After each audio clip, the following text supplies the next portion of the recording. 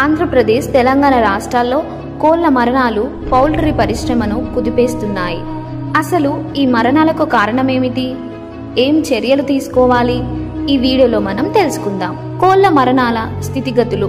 గత కొన్ని వారాలుగా ఉభయ గోదావరి జిల్లాలు, ఖమ్మం, నిజామాబాద్ వంటి ప్రాంతాల్లో లక్షల సంఖ్యలో కోళ్లు చనిపోతున్నాయి. పశు సంవర్ధక శాఖ అధికారుల ప్రకారం పశ్చిమ గోదావరి జిల్లాలో 15 రోజుల్లో సుమారు 40 లక్షల కోళ్లు మృతి చెందాయి. వైరస్ కు కారణమేమిటి? చనిపోయిన కోళ్లు నమూనాలను భూపాల్లోని national institute of high security animal disease కు పంపించారు. పరీక్షల ఫలితాల ప్రకారం పశ్చిమ గోదావరి జిల్లాలోని కొన్ని ప్రాంతాల్లో H5N1 బర్డ్ ఫ్లూ వైరస్ నిర్ధారణ అయ్యింది. మరణాల సంఖ్య. పశ్చిమ గోదావరి జిల్లాలో 15 రోజుల్లో సుమారు 40 లక్షల కోళ్లు మృతి చెందాయి. ఖమ్మం, నిజామాబాద్ జిల్లాలో కూడా వేలాది కోళ్లు చనిపోతున్నాయి. వైరస్ ప్రభావం. ఈ వైరస్ పౌల్ట్రీ పరిశ్రమపై తీవ్ర ప్రభావం చూపుతుంది.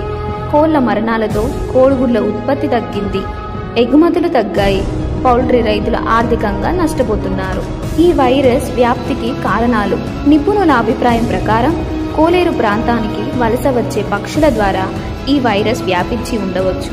ఈ పక్షులు నీటిలో రెట్టలు వేసే సమయంలో వైరస్ జలాశయాల్లోకి చేరి నీటి ప్రభావంతో పౌల్ట్రీ ఫారాలకు చేరి ఉండవచ్చు. తెలంగాణలో పరిస్థితి. తెలంగాణలోను ఖమ్మం జిల్లా సత్తుపల్లి, కల్లూరు, బియ్యం, బంజారా ప్రాంతాల్లో పౌల్ట్రీ ఫారాల్లో కోళ్లు చనిపోతున్నాయి. అంతు చిక్కని వైరస్ కారణంగా వేలాది కోళ్లు మృత్యువాత పడుతున్నాయి. తీసుకుంటున్న చర్యలు. పశు సంవర్ధక శాఖ అధికారులు వైరస్ నియంత్రణకు చర్యలు తీసుకుంటున్నారు. చనిపోయిన కోళ్లను పూడ్చిపెట్టడం, ఫారాల చుట్టూ కిలోమీటర్ పరిధిలో రెడ్ జోన్ ప్రకటించడం, రైతులకు అవగాహన కార్యక్రమాలు నిర్వహించడం వంటి చర్యలు చేపడుతున్నారు. ప్రజలకు సూచనలు.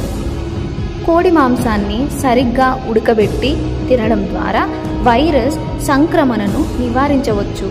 ప్రజలు ఆందోళన చెందకుండా జాగ్రత్తలు తీసుకోవాలని అధికారులు సూచిస్తున్నారు. ముగింపు. కోళ్ల మరణాలు పౌల్ట్రీ పరిశ్రమను తీవ్రంగా ప్రభావితం చేస్తున్నాయి. వైరస్ నియంత్రణకు అధికారులు, రైతులు కలిసి పనిచేయాలి.